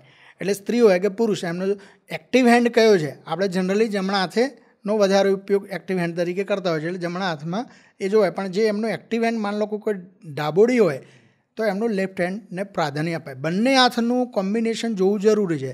જેમ કે લાઈફ લાઈન અધૂરી એક જ હાથમાં હોય અને બંને હાથમાં અધૂરી હોય તો એ મેજર પ્રોબ્લેમ આવે છે. ઘણીવાર મૃત્યુ પણ થતા જોયા છે. પણ એક હાથમાં અધૂરી છે અને એક હાથમાં પૂરી છે તો એમના બચાવ પણ થતા હોય છે. એટલે બંને એકબીજાના પૂરક છે, પણ છતાં એક પ્રાયોરિટી જે 80-90% જે પ્રભાવ છે ને એમના એક્ટિવ હેન્ડનો છે. જ્યારે તમે આ બધી રેખાની વાત કરો છો, બરાબર, તમારે એ પૂછવું છે કે હસ્તરેખા જોઈને અને લોકોનું ભાગ્ય કઈ રીતે પ્રેડિક્ટ તમે કરી શકો? આની પાછળ આપણું સાયન્સ શું છે? હસ્તરેખામાં જે લોકો અધ્યયન કરે છે એ લોકોને ખ્યાલ હોય છે કે હસ્તરેખાના 7 પ્રકાર હોય છે. ભગવદ્ ગીતામાં પણ સપ્તલોકની વાત કરેલી છે. અને એ હાથના 7 પ્રકાર, મુખ્ય મેજર 8 લાઈનો, ભાગ્યરેખા, આયુષરેખા, મસ્તિષ્ક રેખા, હૃદયરેખા, જેમ કે આ લાઈફ લાઈન છે, આ બ્રેલ લાઈન છે, આ હાર્ટ લાઈન છે. ભાગ્યરેખા મણિબંધ પરથી સ્ટાર્ટ થતી હોય છે, બરાબર. આરોગ્ય રેખા, ઘણી બધી, પ્રવાસ રેખા, સંતાન રેખા, લગ્ન રેખા, શુક્ર વલય, ગુરુ વલય, શનિ વલય, અંતરસ્પૂર્ણ રેખા, પૂર્વ પુણ્ય રેખા, આ બધી રેખાઓ સાથે ગ્રહોનો જે પહાડ છે, આ ગુરુનો પહાડ છે, શનિનો પહાડ છે, સૂર્યનો છે, બુધનો છે, આ મંગળ છે, આ 3 મંગળ છે, આ નીચનો મંગળ ગણાય, આ 12નો મંગળ ગણાય, આ મધ્ય મંગળ ગણાય, પછી આ ચંદ્ર છે, આ શુક્ર છે, આ વચ્ચે રાહુ છે, અહીંયા કેતુ છે. એટલે આ બધા જે સ્થાન છે, આ રેખાઓ છે, એનો જે લોકો સ્ટડી કરે છે તો એ લોકો 100% આ લેંગ્વેજ છે એને સમજે છે, જાણે છે અને એ પ્રમાણે પ્રિડિક્શન કરી શકે. અને આ બહુ જ અસરકારક આમ જોવા જઈએ તો લેંગ્વેજ, કારણ કે જન્મકુંડળીમાં ક્યારેક જન્મનો સમય આગો પાછો હોય, અથવા તો આપણે એવું કહી શકીએ સાગરભાઈ કે જોડિયા બાળકોને તો કુંડળી એક જ છે તો પ્રિડિક્શન કેમ અલગ છે? જો કે એના આન્સરો એસ્ટ્રોલોજીકલ હોય છે, બટ એક મેજર તમે જોઈ શકો કે જોડિયા બાળક હોય છતાં પણ બંનેના હાથની રેખાઓ અલગ હોય છે. એટલે સુધી ઇન્ડિવિજ્યુઅલ વ્યક્તિત્વ કુદરતે આપેલું હોય છે. તો આ જે લોકો સ્ટડી કરે છે એ લોકો એનો આન્સર આપી શકે. ઓકે, હવે તમે જે રેખાની વાત કરી, બરાબર, બધાની રેખા અલગ અલગ હોય છે, પણ રેખા સમય સાથે બદલાય બી ખરા કે એ પછી જન્મ સમયે જે હોય એ જ રહી? નાનપણથી જ્યારે હું આની પામિસ્ટ્રીની શરૂઆત કરેલી ને ત્યારે હું દ્રઢપણે એવું માનતો કે રેખાઓ બદલાય જ નહીં, જે હોય એમની એમ જ રહે. પણ જેમ જેમ અનુભવ થતો ગયો એમ મને આમાં લાગ્યું અને કે બદલાવ આવે છે, રેખાઓ બદલાય છે એ પણ જોયું. અને પછી મારા હસ્તરેખાના ગુરુ છે ઉપેન્દ્રસિંહ ભદૌરિયા સાહેબ, એ ગુરુઓના ગુરુ છે, તો એમની પાસે ખૂબ વિશાળ પામિસ્ટ્રીનું જ્ઞાન છે. અને આમ ભગીરથ પ્રયત્ન કરનાર જો ગુજરાતમાં છુપું રત્ન હોય તો એ છે એક મારા ગુરુ છે NB પરમાર સાહેબ. એમને તો બહુ અલગ લેવલનું કામ કરેલું છે, ફિલ્મ ઇન્ડસ્ટ્રીથી લઈને બધા લોકોનું એમને કલેક્શન કરેલું અને એમનું જ ડાયરેક્ટ જ્ઞાન મારી પાસે આવેલું. એટલે કે એમને ગુરુ બનાવેલા ને એમની પાસેથી જ બધું શીખેલું. અત્યારે હયાત નથી, પણ ભદૌરિયા સાહેબ પાસેથી મને ઘણું બધું માર્ગદર્શન મળ્યું. અને પછી એમ જોયું કે હા, રેખાઓમાં ચેન્જ થાય છે. એટલે રેખાઓ 100% બદલાય છે, પણ એમાં બી હું તમને કહું કે મેજર લાઇન છે, એટલે લાઈફ લાઇન, બ્રેલ લાઇન, હૃદય રેખા, એ જનરલી 99% ચેન્જ નથી થતી. 1-2% આપણે કહી શકીએ, પણ રેર કેસમાં મળે. હા, પ્રભાવ રેખાઓમાં 100% ચેન્જ આવે છે. તમારો મૂડ સારો હોય, મેં ઘણાના જોયું કે લગ્ન પ્રસંગ હોય એ લોકોના હાથના ફોટા છે એકદમ હાથ પ્લેન ક્લીન, કોઈ ટેન્શન નહીં, કારણ કે વ્યક્તિ હેપીનેસ છે, એના જે આપણે જે હેપી હોર્મોન્સ કહીએ છીએ એના વધારે સ્ટ્રોંગ છે, ડોપામાઇન કેમિકલ છે, તો એ એના કારણે વધારે હેપી છે, તો એના હાથમાં નથી. અને જ્યારે જે લોકો તણાવમાં છે, ટેન્શનમાં છે, કર્જામાં છે, એ લોકોને જ્યારે જોઈએ છે ને ત્યારે એમના હાથમાં ચિંતાઓ રેખાઓ વધુ હોય છે. એટલે ઘણીવાર કોઈ તલ ઉપસી આવો, રેખા ઉપસી આવી, એવું લાગતું હોય કે રેખાઓ ચેન્જ થઈ, પણ એ સમયકાળે પાછી પણ એ જે પ્રસંગ પતે એટલે ઘટના પતી જાય એટલે રેખા પણ ગાયબ થઈ જતી હોય છે. એટલે આ તમારા સવાલનો જવાબ કે 100% રેખા બદલાતી હોય છે સમય પ્રમાણે, એમાં કોઈ ડાઉટ નથી. રેખાઓ બદલાય છે કે નથી બદલાતી એ તમે કીધું કે ડિપેન્ડ, બરાબર, કે 99% તો નથી બદલાતી, પણ ક્યારેક બદલાય, પણ જે મેન રેખાઓ છે એ નથી બદલાતી હોતી, બરાબર, એમાં ચેન્જ નથી થતો હોતો. પરંતુ જ્યારે તમે કોઈકનું પ્રિડિક્ટ કરો, બરાબર, કે તમારી લાઈફ લાઈન આ રીતની છે, તમારી બ્રેન લાઈન છે આ રીતની છે, કે હૃદયની રેખા આ રીતની છે, બરાબર, પણ જો એ બરાબર નથી, હસ્તરેખા બરાબર નથી, તો એનું સોલ્યુશન શું? આનો સવાલનો જવાબ અધ્યાત્મનું જે મારું ચિંતન અને રિસર્ચ છે એમાંથી તમને મળશે, કારણ કે મેં આની સાથે બહુ જ બધું રિસર્ચ કર્યું અને પ્રેક્ટિકલ ડોક્યુમેન્ટ છે અમારી પાસે. ટોટલી રેખાઓ સંધાઈ ગયેલી છે, અનએક્સપેક્ટેબલ. કઈ રીતે પોસિબલ છે? અધ્યાત્મ એટલે હું આની શરૂઆત અધ્યાત્મથી કરી, જેનાથી મને આન્સર મળેલું છે. અધ્યાત્મ એટલે પોતાનું જે આત્માનું અધ્યયન એટલે અધ્યાત્મ, અને બ્રહ્મજ્ઞાન એટલે બ્રહ્માંડનું, દુનિયાનું જે જ્ઞાન થાય છે, એટલે એ આપણે અધ્યાત્મની જો વાત કરીએ તો અધ્યાત્મ એટલે જ્યાં સુધી આપણે આપણા શાસ્ત્રને જો પૂરી રીતે જાણતા નથી તો કોઈ પણ વસ્તુને એક્સપ્લેન પૂરી રીતે ના કરી શકાય. આપણા વેદોનો અભ્યાસ કરવા માટે વેદોના જે 6 અંગ છે, ષડ દર્શન, એનો વધારે અભ્યાસ કરવો જરૂરી છે. ઈશ્વરની કૃપા, મને ગુરુ એવા મળ્યા, જાણવા એવું મળ્યું અને રસ રુચિ વધી એટલે હું એ ષડ દર્શન, એમાં સાંખ્ય જે ફિલોસોફી જે છે એને સમજી છે, વૈશેષિક દર્શન છે, ન્યાય સંહિતા છે, આ બધામાં પણ મારો રસ રહ્યો છે. એટલે એ અધ્યાત્મ દર્શન જે છે, સાંખ્ય ફિલોસોફી એવું કહે છે કે 25 તત્વો છે જગતને સમજવા માટે. જે વ્યક્તિ 25 તત્વોને જાણી જાય એ વ્યક્તિ જીવનની અંદર કોઈ પણ વસ્તુનો સાચો નિર્ણય લઈ શકે.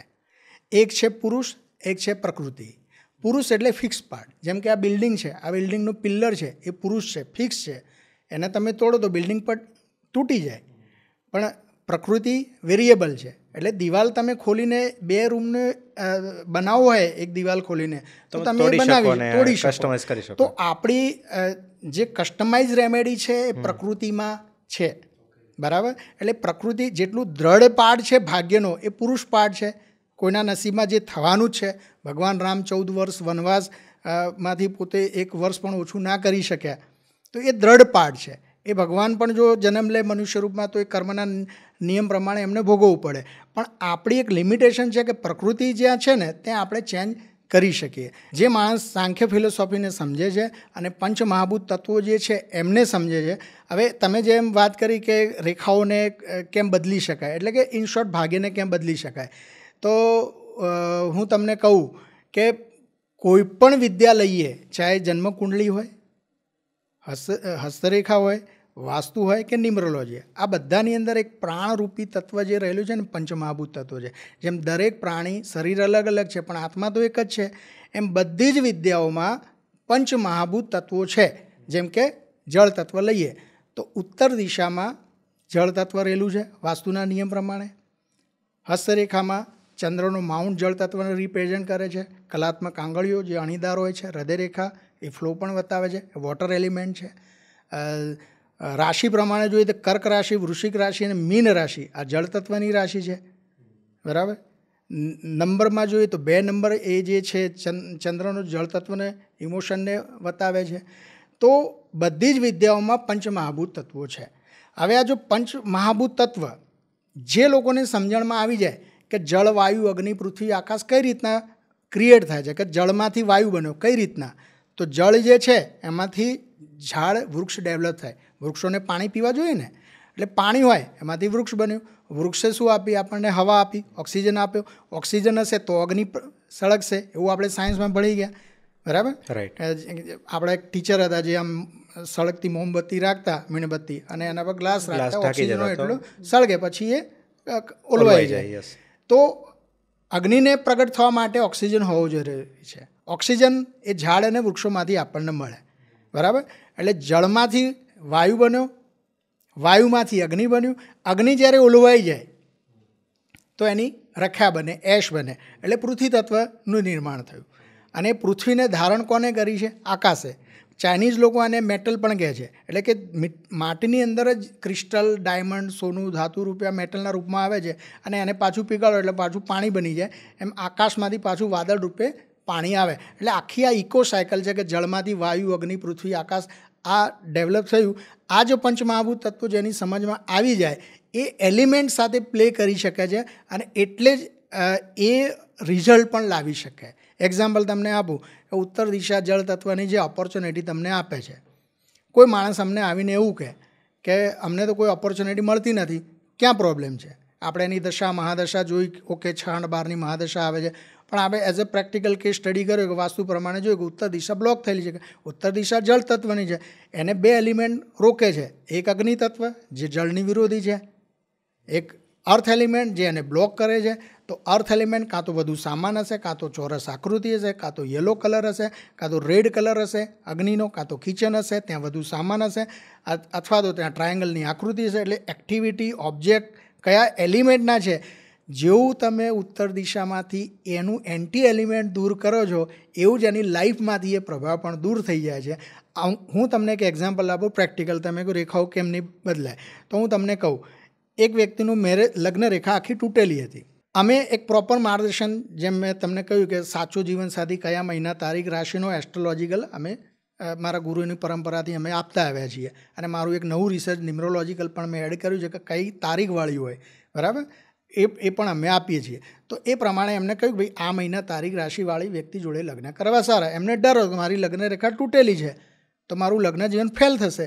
પ્રેમ સંબંધમાં પણ એમને નિષ્ફળતા મળેલી, બરાબર. એટલે એ એમને પ્રૂવ થયેલું કે મારા નસીબમાં લગ્નનું સુખ છે કે નહીં. બટ જ્યારે અમે સાઉથ વેસ્ટ ડાયરેક્શનમાં એમને સુવાની સલાહ આપી, એની પહેલાં એમને જે લગ્ન કર્યા 4-5 પાત્રો એમની જન્મ તારીખ આપી, એમાંથી સાચો વ્યક્તિની ડેટ ઓફ બર્થ એમને આઈડેન્ટિફાઈ કરી લીધી અમારા માર્ગદર્શન પ્રમાણે. મને કે આ ડન કરું, હું હા ડન કરો, તમારું લગ્ન નહીં તૂટે. એમને ડન કર્યું, એમના લગ્ન થયા. અને પછી સાઉથ વેસ્ટ ડાયરેક્શનમાં અમે એમના ઘરમાં સુવાનું રાખ્યું, જ્યાં અર્થ એલિમેન્ટ છે જે જીવનમાં સ્થિરતા આપે, સ્ટેબિલિટી આપે અને સંબંધોની રક્ષા કેમ કરી એ વિવેક બુદ્ધિ આપે. અને તમે બિલીવ કરશો, લગભગ લગ્નના 2 કે 3 વર્ષ થયા છે, પ્રથમ બાળક આવ્યું. અને પછી જ્યારે એકવાર અમે એમનો હાથ જોયો તો 80% એમની લગ્ન રેખાનો સાંધો પુરાઈ ગયો હતો. અને બીજા 2 વર્ષ પછી પૂર્ણપણે એ રેખા એક સળંગ રેખા બની ગઈ, જે હવે કોઈ કહી જ ના શકે કે આ લગ્ન રેખા તૂટી. તો એ આશ્ચર્ય થઈ ગયા કે આટલી રેખા અહીંયા ચેન્જ આવે. તો તમે હમણાં સવાલ કે રેખાઓમાં ચેન્જ આવે છે, તો મેં તમને અધ્યાત્મથી સમજાવ્યું કે પંચમહાભૂત તત્વોને જે લોકો જાણે છે એ લોકો રેમેડી કરે છે. અને રેમેડી જો પ્રોપર વાગે તો ડોક્યુમેન્ટ બતાવે છે કે હા રેખા ચેન્જ થાય છે અને રિઝલ્ટ પણ મળે છે. જી ઓકે, એક અલગ ટોપિક લઈએ હવે કે વાસ્તુશાસ્ત્ર. બરાબર, કે વાસ્તુશાસ્ત્ર શું છે પહેલાં તો તમે મને એ સમજાવો, પછી આપણે એના ઉપર ડીપમાં જઈએ. વાસ્તુશાસ્ત્ર જે છે એ આપણા નસીબમાં જે પણ વસ્તુ મળવાની છે, સમજો કે આજે તમારા નસીબમાં 1 લાખ રૂપિયા મળવાના છે. જન્મ કુંડલી ગ્રહો તમારે કહી દીધું કે આજે તમારે 10મ ભાવ એક્ટિવ થયો છે અને લાભ ભવન પણ એક્ટિવ થયો છે, તો તમને લાખ રૂપિયા મળવાના છે. એ તમને મળી ગયા, બરાબર. તો નસીબે તો કામ કરી દીધું, 9મો અને 10મ ભાવે તમને ફળ આપી દીધું.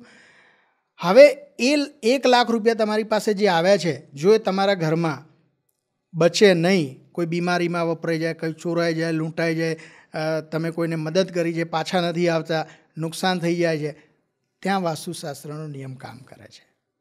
એકચ્યુઅલી આની પાછળ એક કથા છુપાયેલી છે, જે હું તમને કહું કે જ્યારે દેવ અને દાનવનું યુદ્ધ ચાલતું હતું તો દેવો તરફથી ભગવાન મહાદેવ યુદ્ધ કરતા હતા અને દાનવો તરફથી અંધકાસુર, એટલે કે સમજણ નથી, અજ્ઞાન છે, એ અંધકાસુર નામનો રાક્ષસ યુદ્ધ કરી રહ્યો હતો.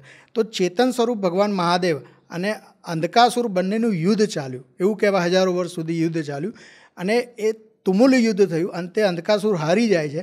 પણ એ બંને એટલું બધું યુદ્ધ ચાલ્યું કે એમ બંનેને પરસેવાની જે બૂંદો જે છે ને એ ભેગું મળીને એક મહાકાય પ્રાણીની રચના થાય છે. અને જ્યારે મહાકાય પ્રાણી બને છે તો એટલું બધી એને ભૂખ લાગેલી હોય છે, કારણ કે ક્રોધ અને ગુસ્સાના આવેગથી એ પરસવ બિંદુ બનેલા હોય છે. તો એની અંદર એવા ગુણ આવી જાય છે કે જે એની સામે આવે એને એ ખાઈ જાય, હજમ કરી જાય. તો દેવ અને દાનવ બંને યુદ્ધ ઊભું કરીને વિચારવા માંડ્યા કે આ શું થઈ રહ્યું છે. તો એમને સમજણ ના પડી, તો એ બ્રહ્માજી પાસે પહોંચ્યા કે આ શું છે. તો બ્રહ્માજી પછી એમને મનસ પુત્રની સ્થાપના કરી અને કહ્યું કે આમ, અને એ જે પ્રાણી હતું ને એ જમીનને ટચ નહોતું કરતું, તો એમને કહ્યું કે તમે આને જમીન પર સુવાડી દો. તો દેવ અને દાનવો સાથે મળીને એમના પર હુમલો કરે છે અને એ પ્રાણીને જમીન ઉપર સુવાડી દે છે. જેવું એ જમીનને ટચ કરે છે ને એટલે જમીનની અંદર ખેંચાઈ જાય છે ને એનાથી બહાર નથી આવતું. પછી બ્રહ્માજી એમને માનસ પુત્રની સ્થાપના કરી અને કહ્યું કે તારા નિયમ પ્રમાણે, એ વાસ્તુ પુરુષ એટલે નોર્થ ઇસ્ટમાં માથું આવે, બંને હાથ પગ છે, સાઉથ વેસ્ટમાં એમના પગ આવે, તારા નિયમ પ્રમાણે તને શરીરમાં કોઈ તકલીફ ના આપે એ રીતના જે વ્યક્તિ એનું ઘર, મકાન, વાવડી, પ્રાસાદ એટલે કે મહેલ, બિલ્ડિંગ, દુકાન કોઈ પણ કન્સ્ટ્રક્શન કરશે, જો તારા નિયમ પ્રમાણે જો કરશે તો તું એને સુખી કરી શકીશ, અને જો તારા નિયમનો ભંગ કરશે તો તું એને દુઃખી કરી શકીશ. મારી પાસે એવા પણ કેસ સ્ટડી છે જે લોકોના નોર્થ ઇસ્ટ કપાયેલા છે, અથવા તો નોર્થ ઇસ્ટમાં બહુ મેજર હેવી વેઇટ મશીનો આપેલા છે. એમના ઘરની અંદર એમના ચાઇલ્ડને મેન્ટલ પ્રોબ્લેમ, એમના ઘરની અંદર મેન્ટલ ઘણા બધા પ્રોબ્લેમ અમે ડોક્યુમેન્ટ કર્યા છે. જે નોર્થ ઇસ્ટમાં વાસ્તુ પુરુષનું મસ્તિષ્ક છે ત્યાં વજન આવી ગયું, ત્યાં વજન ના આવવું જોઈએ, ત્યાં આપણે મંદિરની સ્થાપના કરવી જોઈએ. બરાબર. તો એના નિયમો છે. એટલે કઈ રીતના કામ કરે છે. તમારા નસીબમાં લાખ રૂપિયા હતા, પણ એ લાખ રૂપિયા તમારી પાસે ટકશે કે કેમ એ સત્તા વાસ્તુશાસ્ત્ર પ્રમાણે છે. હવે લાખ વપરાઈ જાય, તમે જ્યોતિષને થોડું કહેશો, જ્યોતિષ તો કહેશે તમને કે કુંડલી પ્રમાણે તમને લાખ મળવા જોઈતા હતા, પણ તમારા નસીબમાં નહોતા. એ વાસ્તુશાસ્ત્રની તાકાત છે. વાસ્તુની પ્રકૃતિ રજસ, સત્તા અને તમસથી તમારા ઘરમાં જોડાયેલી છે. જરાક પણ જો ચેન્જ વાસ્તુના નિયમમાં આવે તો એના બહુ ગજબના પરિણામો આવતા હોય છે. જી ઓકે, આપણે એક એક્ઝામ્પલ લઈએ, બરાબર, કે કોઈ પણ એક નવું ઘર બનાવે છે. કારણ કે અત્યારે ઘરમાં કેવું છે, અત્યારે ઇન્ટિરિયર ડિઝાઇન છે એ ઇન્ટિરિયર બહુ મેટર કરે છે. બરાબર. આપણે કીધું કે આ ડિરેક્શનમાં મંદિર હોવું જોઈએ, પણ અત્યારે કેવું થતું હોય છે કે ડિઝાઇનમાં મંદિર કઈ જગ્યાએ સેટ થાય છે, બરાબર, કે કઈ જગ્યાએ મંદિર સારું લાગશે, બરાબર, એવી રીતે ઘરમાં ડિઝાઇન થતી હોય છે. કઈ બાજુ બેડ સારું લાગશે, કઈ બાજુ ટીવી સારું લાગશે, કેબિનેટ સારું લાગશે, એ રીતે ડિઝાઇન થતી હોય છે. કોઈ પણ નવું ઘર બનાવે છે તેના કઈ ડિરેક્શનમાં શું હોવું જોઈએ? જનરલી વાસ્તુના મેજર નિયમો બાય ડિફોલ્ટ દરેકનું નસીબ પણ કામ કરતું હોય છે. બાય ડિફોલ્ટ એ નિયમો ઓટોમેટિક પાલન થતું હોય છે, પણ ઘણીવાર એ નિયમો જગ્યાના અભાવે કે માણસને પોતાના કઈ રીતની ડિઝાઇન જો એના અભાવે એનું પાલન નથી કરી શકતો.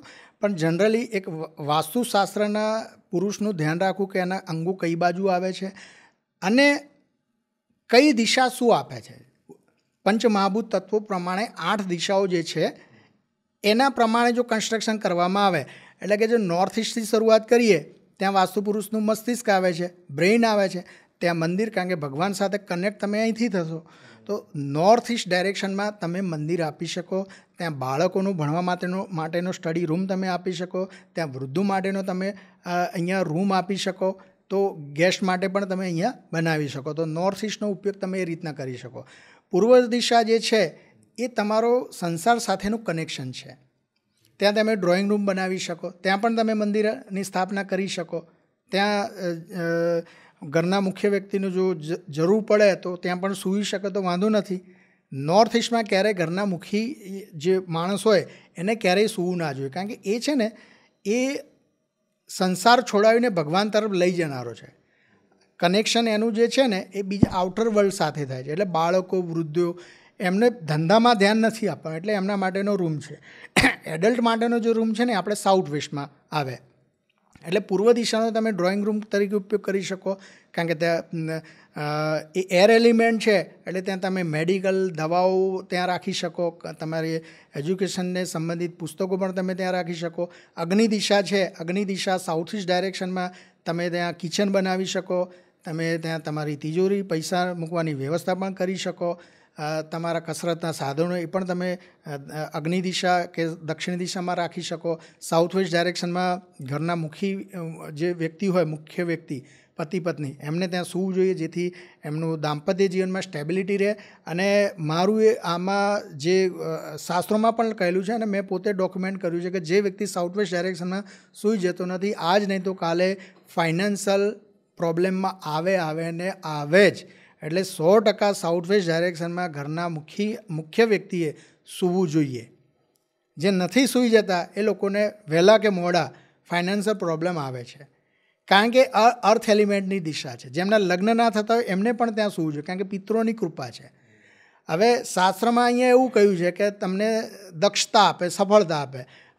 મેં રિસર્ચ કર્યું કે અહીંયા જે સૂઈ જનાર વ્યક્તિની અંદર વિવેક બુદ્ધિ જાગૃત થાય છે, તો એ સાચો અને ખોટાનો નિર્ણય લઈ શકે છે. શાસ્ત્રોમાં એવું લખ્યું છે સંબંધો સુધરશે, પણ એકચ્યુઅલી સાચો નિર્ણય લઈ શકે છે, એટલે ખોટી જગ્યાએ ઝઘડો કરતો નથી.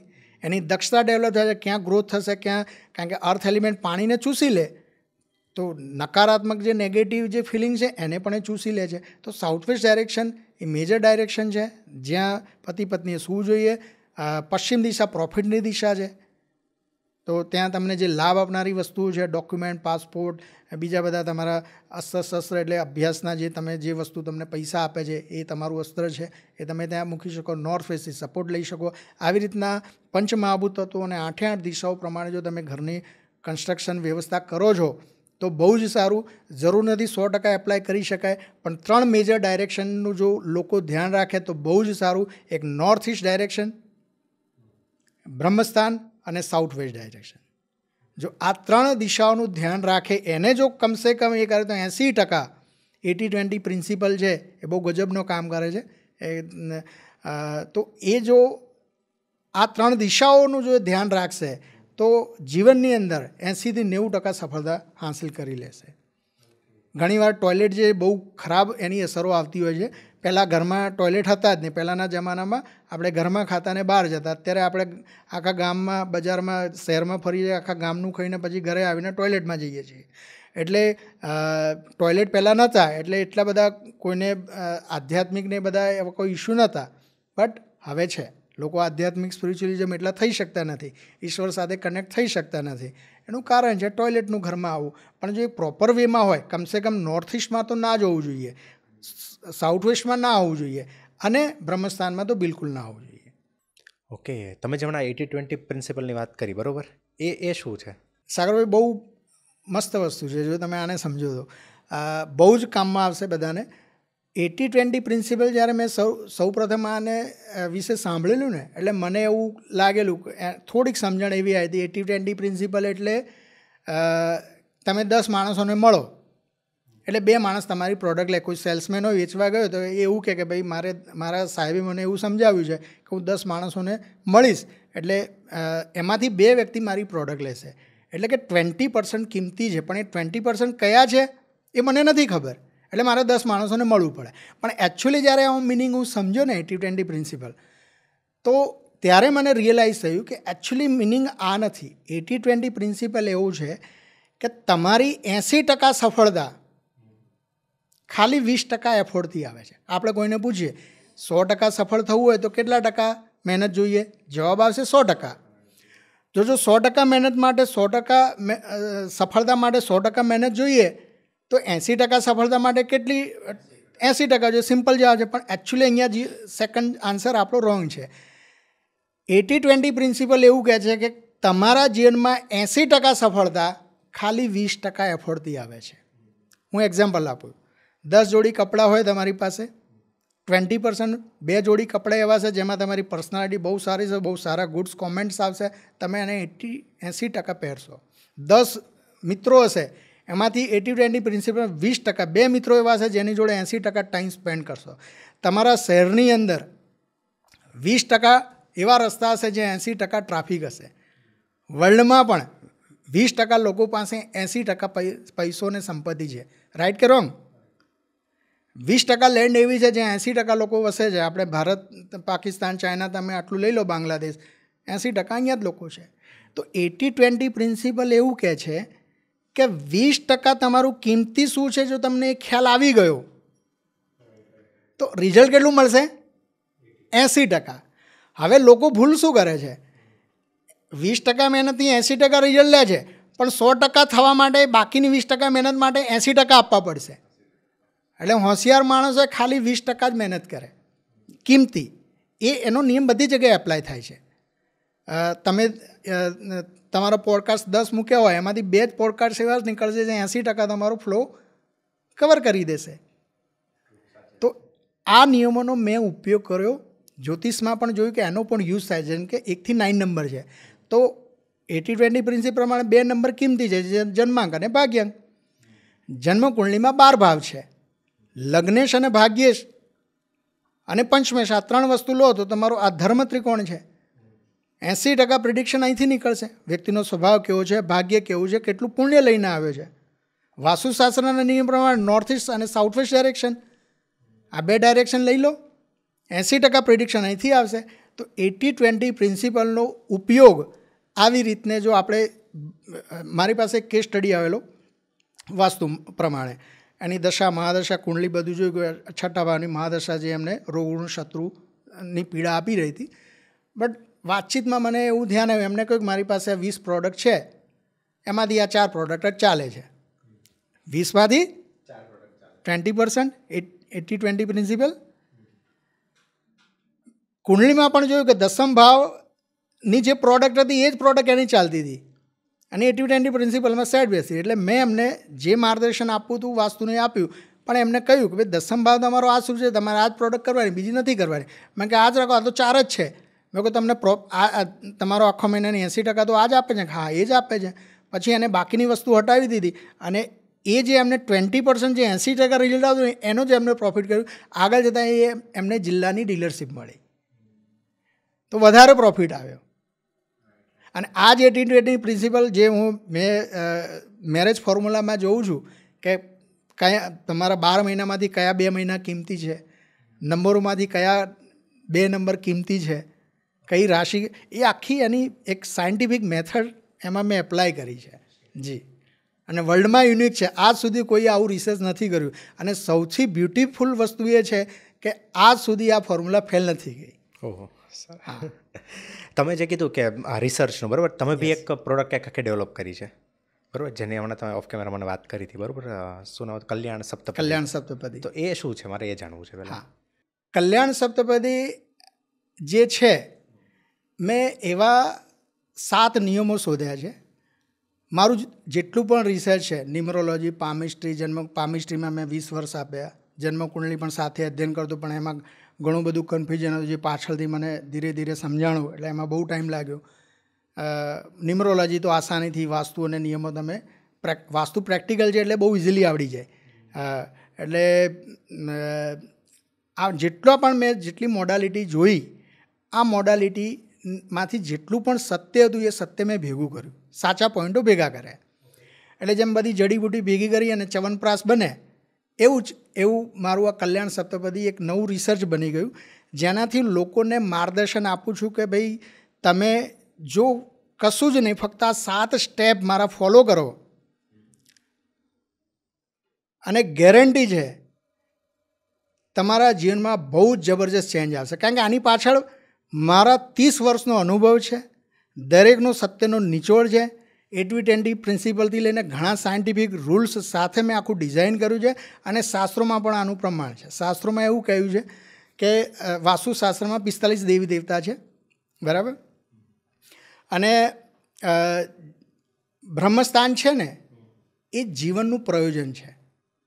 બ્રહ્મસ્થાન આપણી બોડી છે તો આપણું જીવનનું એક પ્રયોજન છે, વોઇસ ઓફ સોલ, પર્પઝ. તમારું બિલ્ડિંગ છે એનું એક પર્પઝ છે, પોલીસ સ્ટેશન છે એ બિલ્ડિંગનું એક પર્પઝ છે, હોસ્પિટલ છે એનું એક પર્પઝ છે, સ્કૂલ છે એનું એક પર્પઝ છે, મંદિર છે એનું એક પર્પઝ છે. તો પર્પઝ એ તમારું બ્રહ્મસ્થાન છે. અને બ્રહ્માના 4 મુખ છે. બ્રહ્માના 4 મુખ છે તો ધર્મ, અર્થ, કામ અને મોક્ષ, આ 4 પાસા છે. તો તમારા જીવનનું પ્રયોજન માટે તમારું કયા ધર્મનું પાલન કરશો, કેવી રીતના ધનની પ્રાપ્તિ થશે, અર્થની પ્રાપ્તિ, તમને કોણ સપોર્ટ થશે, તમારી વેલ્યુ નોર્થ, ઉત્તર દિશામાં જે બુધર નામના દેવતા છે એ આપે છે. એટલે ધર્મ, અર્થ, કામ, મોક્ષ અને 8 દિશાઓમાં અષ્ટલક્ષ્મી વસેલી છે. ગરિમા, મહિમા, લઘિમા, અષ્ટલક્ષ્મીનો વાસ છે. અને આ અષ્ટલક્ષીથી 9 દિશાઓથી 9 નિધિ પ્રાપ્ત થાય છે. એટલે કોઈ પણ વ્યક્તિ જાણે અજાણે એટલે જેમને જ્યોતિષના નિયમો નથી ખબર, જે સફળ થયા છે એ એમનું બ્રહ્મસ્થાન, જીવનનું પ્રયોજન, એના ધર્મ, અર્થ, કામ, મોક્ષ પ્રોપર વેમાં ગોઠવાયા છે. અને 8 અષ્ટ સિદ્ધિ જે છે એ અષ્ટ સિદ્ધિ સાથે 9 નિધિનો ખજાનો પ્રાપ્ત કરે છે, ત્યારે જ વ્યક્તિ સફળ થઈ શકે. આ જ્યારે હવે આ જે છે એ આપણા વેદોની અંદર મોડેલ છે, પણ આ સમજાવવું અઘરું છે લોકોને. તો મેં આને જ્યારે રિસર્ચ કર્યું તો મારી પાસે જે પણ સત્ય ભેગું થયું એનાથી આ વસ્તુ મને સમજવામાં આસાની મળી. તો પછી મેં વિચાર્યું કે આમ લોકો સુધી, આમ જનતા સુધી કેમ આ વસ્તુ પહોંચે નહીં. તો મેં કલ્યાણ સપ્તપદી બનાવ્યું, જે ઇઝી વેમાં લોકોને સમજાય. હવે લોકો આવીને મને પૂછે છે કે આ શું છે કલ્યાણ સપ્તપદી? કી 7 છે, 7 સવાલના જવાબ મળશે જે તમને 80%, 90% તમારા લાઈફનું સોલ્યુશન આપશે. તો કે શું છે? તો હું પહેલું કહું છું વોઇસ ઓફ સોલ, જીવનનું પ્રયોજન, લાઈફનું પર્પઝ. જો તમને તમારા જીવનનું પર્પઝ નથી ખબર તો કોઈ મતલબ નથી. તમારી કુંડલીમાં રાજયોગ આવશે, જતા રહેશે, પૈસા આવશે, જતા રહેશે, પણ આત્માને સંતુષ્ટિ નહીં મળે. ભગવાન ગૌતમ બુદ્ધ જે છે રાજા હતા છતાં કેમ છોડ્યું? હું તમને એક એક્ઝામ્પલ આપું. મહાત્મા ગાંધીજી વાણિયા હતા, ગુજરાતી હતા, અને એમને સ્ટડી શું કર્યું? વકીલ બન્યા. વર્લ્ડની ટ્રેન્ડિંગ સ્કૂલમાં જઈને ભણ્યા. હવે ગુજરાતી હોય, સ્વાભાવિક રીતે પૈસા બનાવે, પૈસાનું ગણિત સારી રીતે સમજાય છે, બ્લડમાં છે. વાણિયા છે, સ્ટ્રોંગ, કન્ફર્મ, અને એમાંય વકીલ બન્યા. તો મા બાપે શું વિચાર્યું છે? હવે તો પૈસા ગમે ત્યાંથી બનાવશે, ગળા કાપીને પણ બનાવશે. શું મહાત્મા ગાંધીએ પૈસા બનાવ્યા? તો લાઈફનું પર્પઝ જ્યાં સુધી ક્લિયર નથી થતું, અને સાગરભાઈ હું તમને કહું, અત્યાર સુધી મને એવા કોઈ એસ્ટ્રોલોજર નથી મળ્યા જે તમારા લાઈફનું પર્પઝ માટે કોઈ વાત પણ છેડતા હોય. જન્મ કુંડળીમાં રાજયોગ છે, બધું છે, બધી ચર્ચા કરશે, એની એક્સપર્ટીઝ પણ છે. પણ અધ્યાત્મનું જેમને અધ્યયન છે, વેદોનું જેમને જ્ઞાન છે, જેમને સાંખ્ય ફિલોસોફી જાણી છે, એમની દ્રષ્ટિ અલગ હોય છે. એટલે લાઈફનું પર્પઝ જ્યાં સુધી ક્લિયર નથી ને, બધું બેકાર છે. તમે તમારા સંતાનને બિઝનેસમેન બનાવવા માગો છો, પણ એના નસીબમાં ક્યાંક કલાના ક્ષેત્રમાં સફળતા લખાયેલી છે. શું ખબર? એ રિસર્ચ કરશે, એ સંશોધન કરશે, એ બિઝનેસમેન કરશે, એ વ્યાપાર કરશે કે શું કરશે, એ લાઈફનું પર્પઝ જ્યાં સુધી ખબર નથી ને ત્યાં સુધી બધું નકામું છે. એટલે મારી કલ્યાણ સપ્તપદીમાં પહેલાં તો તમને તમારું આત્મદર્શન, અધ્યાત્મ એટલે આત્મદર્શનનો મતલબ તમારા આત્માને દુનિયામાં પીડા ક્યાંય નથી. પીડા ત્યાં છે જ્યાં આપણે આપણી જગ્યા નથી શોધી શક્યા. એટલે દુનિયાને ફરિયાદ કરવાનું ભૂલી જાઓ. આપણને આપણી પ્રકૃતિ ખ્યાલ હોય ને, અને આપણે જો આપણી જગ્યા પકડી લઈએ ને, તો દુનિયામાં આનંદ જ છે. અને આનંદ એ લોકો મેળવવાનું ભૂલી ગયા છે. એટલે પહેલાં તો સ્વયંનું અધ્યયન, અને જ્યોતિષ આમાં બહુ મોટી હેલ્પ કરે છે. એટલે જો આપણે એનું આમાં હું ઘણી બધી વસ્તુનો યુઝ કરું છું. જેમ કે પંચમહાભૂત તત્વ પ્રમાણે આપણે જોઈએ તો આકાશ તત્વ અને પૃથ્વી તત્વ એ તો ફિક્સ છે. તો અગ્નિ, વાયુ અને જળ, આ 3 એલિમેન્ટ જે છે પૃથ્વી પર છે. આ ત્રણેયના કમ્પોઝિશનમાંથી બીજા 7 પ્રકારના પર્સનાલિટી, વ્યક્તિત્વ બને છે. ભગવદ્ ગીતામાં પણ સપ્તલોકની વાત છે. હસ્તરેખામાં પણ 7 પ્રકારના હાથ હોય છે. તો કોઈનું પહેલું અગ્નિ તત્વ હોય, અગ્નિ અને સેકન્ડ નંબર જળ, તો એક કોમ્બિનેશન થયું. પ્રથમ અગ્નિ અને સેકન્ડ નંબરનું વાયુ તત્વ, તો બીજું કોમ્બિનેશન થયું.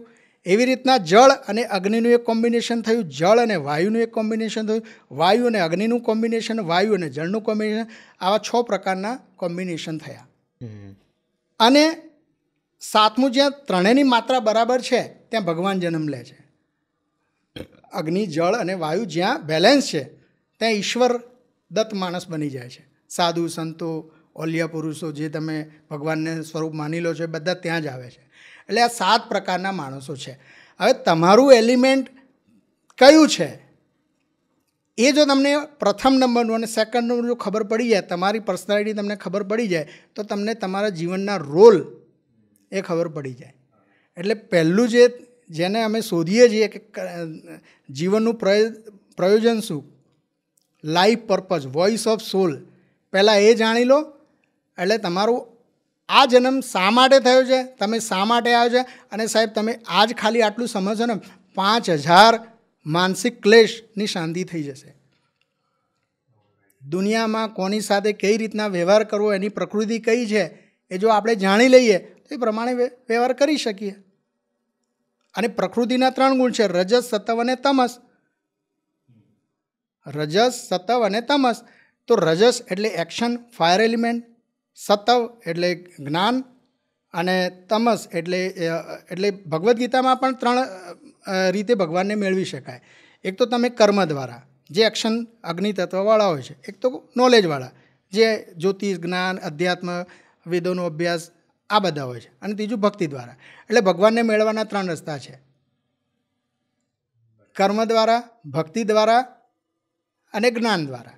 તમે શેમાં આવો છો એ જાણી લો એટલે તમારો એક નવો સંસાર તમને મળી જશે. એટલે પહેલા સ્ટેપમાં આપણે આ શોધીએ છીએ કે લાઈફનું પર્પઝ, તમે શું મટેરિયલ છો, તમે શેના માટે આવ્યા છો. આટલું જો જાણી લીધું ને તો પણ કલ્યાણ થઈ જાય. પછી બીજું સ્ટેપ છે, પહેલું આપણે કલ્યાણ સપ્તપદી, લાઈફનું પર્પઝ, જીવનનું પ્રયોજન. બીજું છે પૈસા ક્યાંથી આવશે. જીવન આપ્યું છે તો એને ટકાવવા માટે અનાજ જોઈશે, ખાવાનું જોઈશે, પૈસા જોઈશે, તમારો સંસાર છે, સંસારની એટલે બીજું સ્ટેપ એવું છે કે ક્યાંથી ધન આવશે, પૈસા ક્યાંથી આવશે. હવે બહુ આશ્ચર્યની વસ્તુ છે. અમે બહુ બધું રિસર્ચ કર્યું, જ્યારે અમને સમજાયું, ઘણા બધા એક્ઝામ્પલ જોયા. તમે મેકડોનાલ્ડ લઈ લો, બર્ગર બનાવે છે, ડોમિનોઝ પિઝા બનાવે છે. તો ડોમિનોઝના પિઝા વધારે ફેમસ છે, તો શું એ બર્ગર ના બનાવી શકે? બનાવી શકે. પેલો પિઝા પણ બનાવે છે, પણ એમનું એ જ વસ્તુ વેચાય છે. જેની જે વસ્તુ જ્યાં વેચાતી હોય ને ત્યાં જ પૈસા આવે. એટલે બીજું સ્ટેપ છે કે તમને ક્યાંથી ધન મળશે, કઈ વસ્તુ ધન આપશે. જો એ તમે જાણવામાં સફળ થઈ ગયા તો દુનિયામાં હજારો જગ્યાએ જે સમય અને પૈસા વેડફો છે ને એ વેડફવાની જરૂર નથી. મારી પાસે ઘણા લોકો આવે છે, ભણવામાં ધ્યાન નથી આપતો, પહેલું એલિમેન્ટ ફાયર જોઉં છું. હું કહું આનું ભણવાનું સાઈડમાં કરી દો, એ જે બી ભણશે ગમે તે, પણ એ જીવનમાં પૈસા કમાવાનું જાણી લેશે. ઘણીવાર એવી ડિગ્રી લઈને લોકો આવે છે, આટલું ભણે, નોકરી નથી, ફાયર એલિમેન્ટ વીક છે. ભાઈ તારી પાસે જે સંપત્તિ, પ્રોપર્ટી છે કે તારું બીજો રોલ છે, પહેલાં લાઈફનો રોલ ક્લિયર કરો, પછી તમને ક્યાંથી ધન આવશે એ પણ જાણી લો. પછી ત્રીજું સ્ટેપ છે ક્યારે ધન આવશે, સફળતા ક્યારે મળશે. એટલે તમે જે આ કલ્યાણ સપ્તપદીની વાત કરો છો, બરાબર, એમાંથી જે સ્ટેપ બાય સ્ટેપ છે કે ફર્સ્ટ, સેકન્ડ, તો એમાં ધારો કે કોઈ પણ વ્યક્તિ તમારી પાસે આવે તો તમે એને એવી રીતે ગાઈડ કરો કે એનું જે કુંડળી જોઈન, એ બધું જોઈન તમે એમને કહો કે પર્પઝ તમારો આ છે, કે સેકન્ડ તમારે ધન ક્યાંથી આવશે, કઈ રીતે આવશે, એ રીતે. પહેલાં એને હું એની ઓળખાણ આપું છું, જેને લાઈફનું પર્પઝ ક્લિયર થાય. અને ઘણીવાર એ લાઈફનું પર્પઝ ક્લિયર ના થતું હોય ને એટલે એને કંઈ કે બ્રહ્મસ્થાન તારું વીક છે અને વાસ્તુ પ્રમાણે તારે એની અમુક રેમેડી કરવાની છે. એટલે ધર્મ, અર્થ, કામ, મોક્ષ એ અમારી ડેફિનેશન છે. એને તો કદાચ એનો ખ્યાલ પણ ન હોય, પણ એને કહી કે આટલી રેમેડી કરી લે એટલે એના જીવનનું પ્રયોજન ક્લીન થઈ જાય, એ એનું ક્લિયર થઈ જાય. એટલે પહેલા સ્ટેપમાં તમે તમારા લાઈફનું પર્પઝ શું છે એ જાણી લો. પછી બીજા સ્ટેપમાં તમે જાણો છો કે ક્યાંથી ધન આવશે, કઈ વસ્તુ તમને ધન આપશે. અને ત્રીજા સ્ટેપમાં એ જાણો છો કે ક્યારે આવશે. હવે નરેન્દ્ર મોદી સાહેબ 48 વર્ષ સુધી એમના નસીબમાં ફરવાનું જ હતું, પણ પછી જે ભાગ્યોદય આવ્યો તો અત્યારે ક્યાં છે. તો કહેવાનો મતલબ કે જો તમને તમારા જીવનનો ટાઈમ ટ્રેક ખબર હોય, ક્યારે લગ્ન થશે, ક્યારે સંતાન થશે, ક્યારે નોકરી મળશે, ક્યારે ધંધો, ક્યારે વિદેશ જવાનું, ક્યારે એક્સિડન્ટ, ક્યારે જેલમાં જવાનું, ક્યારે આરોપ લાગે, ક્યારે આકસ્મિક ધનલાભ થાય, ક્યારેક બીમાર પડશો, આ જ બધી જ વસ્તુઓ જો તમને પહેલાં એડવાન્સમાં ખબર હોય તો તમે તમારી લાઈફને સરસ રીતે ડિઝાઇન કરી શકો. આજે આપણે ક્યાંય ટૂર પર જવાનું તો પહેલાં આપણે જોઈએ, અચ્છા આ જગ્યાએ આપણે દર્શન કરીશું, આ જગ્યાએ ભોજન કરીશું. ક્યારેક ટાઈમિંગ આગો પાછો થાય કે 12 વાગે જમવાનું મળવાનું જગ્યાએ 2 વાગે મળ્યું, પણ મળ્યું ને.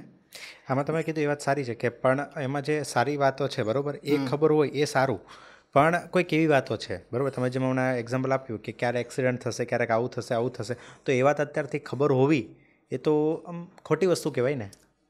સવાલ તમારો બહુ સરસ આવે છે કે ઓલવેઝ કોઈ પણ માણસ હોય જેને બધી ખબર હોય એ તો હંમેશા સ્ટ્રેસમાં રહે આના લીધે. સવાલ તમારો બહુ સરસ છે, પણ હું તમને કહું કે આપણું શરીર બોડી એવી રીતના બનેલું છે ને કે આપણા ખાવામાં પણ કંઈક આવી જાય ને તો આપણું બોડી એને બહાર કાઢતું હોય છે. ડિફેન્સના એમાં છે, બહુ જબરજસ્ત એ છે. એટલે જ્યારે તમે તમારું કોઈ નેગેટિવ પાસાઓ પણ જાણી લો છો ને તો અંદરથી તમે તૈયાર થઈ રહ્યા છો. એ ત્યારે તમને ખબર પડે, જ્યારે ઘટના બને ને ત્યારે તમને ખબર કે આ ઘટના માટે તો પહેલેથી તૈયાર જ હતો. બીજી વસ્તુ, આને અમે એ રીતના લઈએ છીએ, હું પોતે પણ એપ્લાય કરું છું.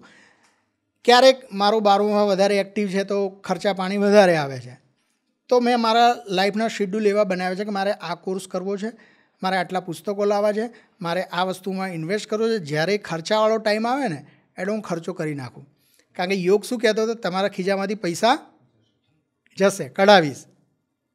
મેં જાતે ખર્ચો કરી દીધો, પણ એ જે મેં જે જગ્યાએ નાખ્યું છે ત્યાં ઇન્વેસ્ટ કર્યું છે, જ્યારે મારો સારો સમય આવશે ત્યારે મને પ્રોફિટ મળશે.